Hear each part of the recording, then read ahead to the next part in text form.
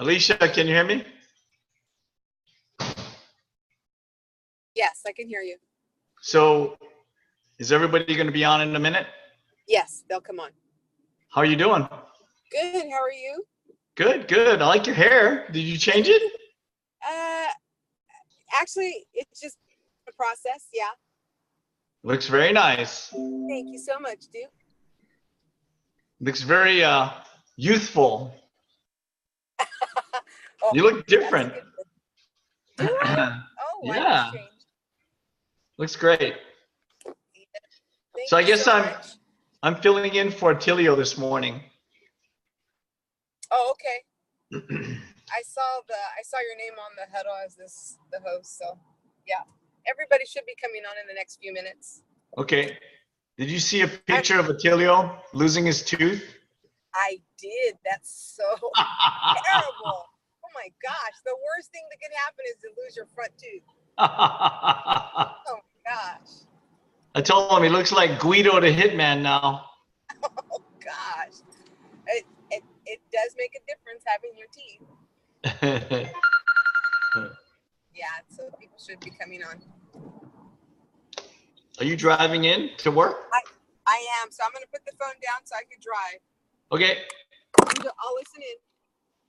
Sure.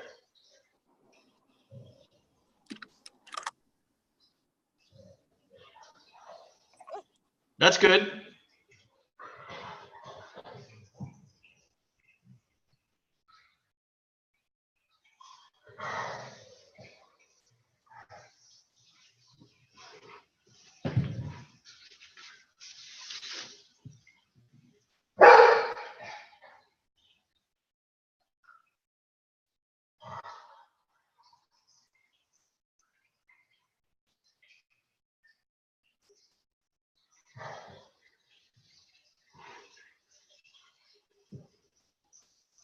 Somebody's on in the conference room.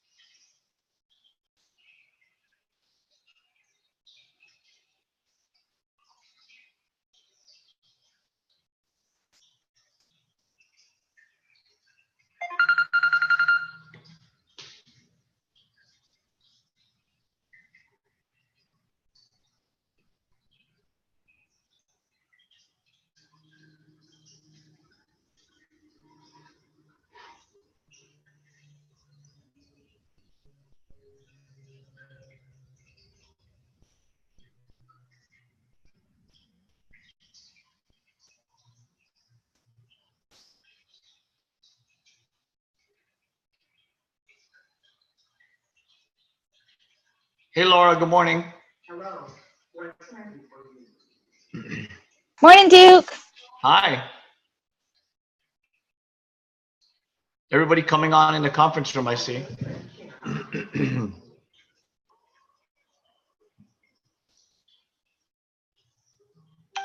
morning, everyone.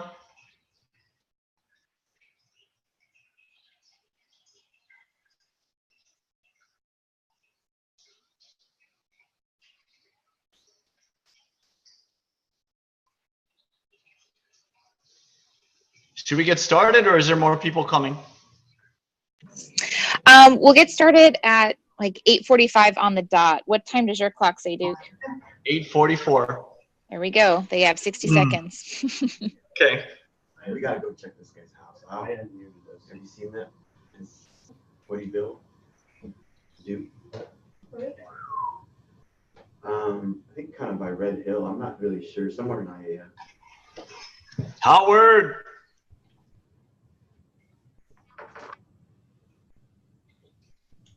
Where's your house located? What neighborhood? Mauna Loa. Up in the hills, or I mean, I don't know Mauna Loa that well. It's right behind Fort Shafter. Is that like by that park, that nice trail that goes up in the by the streams? Yep. But I'm on the mountainside. You can see my French doors behind me. They open up to a lanai, and then we have ocean view all the way out to the west side. If we go to play at your house, I think it would go so well with that furniture. Yeah, We have poker here tonight if you want to come play. You have somebody. maybe some night, yeah. That'd be cool. I could bring like a classy saxophone, and we get dressed up like old timey, and could have some bouncers that look like they were from the 20s, you know, and stuff. It'd be fun. Nice. Well, it looks like Attilio is my new bouncer now with his tooth missing. Hey, dude. Hi, Veronica. Morning. I saw the pictures of Veronica and the kids with Anna. Yeah, aren't they cute? Nice. So cute. Yeah. Okay, can I go ahead and get started? Yeah. Okay, so Attilio asked me to fill in this morning and kind of give you some updates on the PM side. But before we get started, I wanted to bring this term to light. Do all of you think that we are, as realtors, a goods or a service? Because you're one or the other. Goods or service? Service. Okay, everybody agree that being in real estate is a service? Yeah. For you that have your microphones muted, just nod your head. Okay, so let me read you the definition of service. Okay, so it's an act of giving or helping or doing for. The act is for or to help or to assist. Do you all agree with that? So we are in a business to act for, do for, or give for someone else. We have a boss, and that is our client, and we owe ethically the sole kind of focus to enact or enable whatever they ask us to do. Do you all agree with that? So being in the service part, you cannot exceed what the sales side is doing. So as a salesperson, if you're out there promising all these things and the service end of your business cannot accommodate it, if you're making promises to your clients that you can't keep, you're really not doing them service. So please always remember that you as a realtor have an obligation in the code of ethics to follow what you say. And if you break your promise or the act of service in any way, that you are ethically charged with the responsibility of fulfilling whatever promise you make to your clients. And I say that because on our side, the service side is always harder to uphold than it is to promise and to have somebody agree to a PM agreement or listing agreement or a sales agreement as a buyer. Okay, so I just wanted to start with that because I think sometimes as agents, you should never even think about or consider the monetary compensation of what you're going to get as an agent. Do you guys understand that? In no time, in conversing with somebody, even if they're going to give you a $5 million listing, should you ever even think about how much compensation you're going to make? If you find yourself thinking about the money anytime along the way that you're talking to a client, you need to stop, maybe take a walk around, and just remember that you are in the service industry to service other people. The financial gain that we get as realtors is secondary to the act of doing for, helping, or assisting other people in selling their home, buying a home. And I think that if you follow this path in real estate, it'll be fun, it'll be fulfilling, and you'll get a lot of money on the secondary side of it. Does that make sense? You guys are all muted, so I guess by shaking your head, you guys mean yes. Okay, so with the property management side of the business, when you guys find a client that is asking you some questions whether they should rent or sell, these are tough questions for me to answer if you just give me an address, okay? Because when you're dealing with someone in front of you, like a listing appointment or even a pre-listing appointment, and they're like, hey, we don't know if we should rent or keep this. So let me give you some parameters to think about when you guys are dealing with a listing that is thinking about renting. Couple of things. How much do they owe on the house? If they're VA and they're only there for 2 years, most times they're not going to make any money if they sell. They're going to have to come out of pocket because they fully amortize that loan over the course of their if they didn't put any down payment down, they're not going to have any padding to pay the commissions and closing costs. Another thing, what's the value of the house? Super important. Most of the time I can rattle that off when I'm in a listing appointment or a sales appointment for rental. The second most important question, are they planning to return to the island at some point? What is their intent?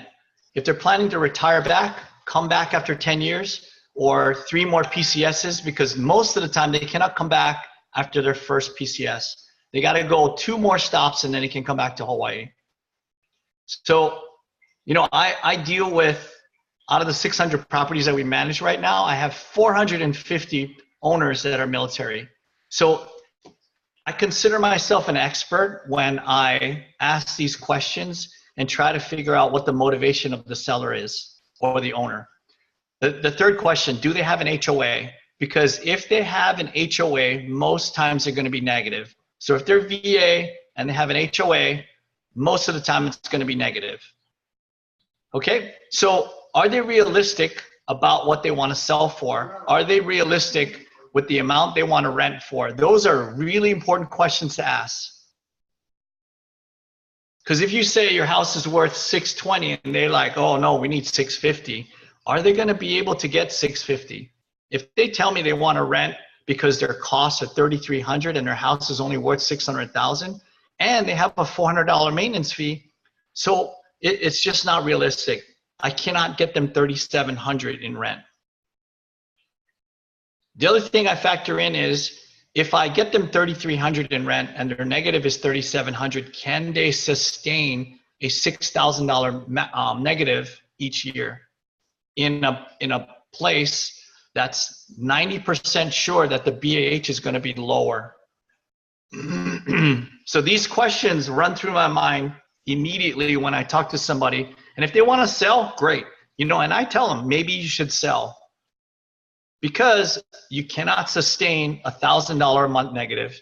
And that includes the management fee and the GE tax that they're going to have to pay. And that is assuming that their house is going to be rented 12 months out of the year. So if they're carrying a $3,200 negative and they want $3,500 to cover their expenses, and we get 1 month of vacancy, they're out.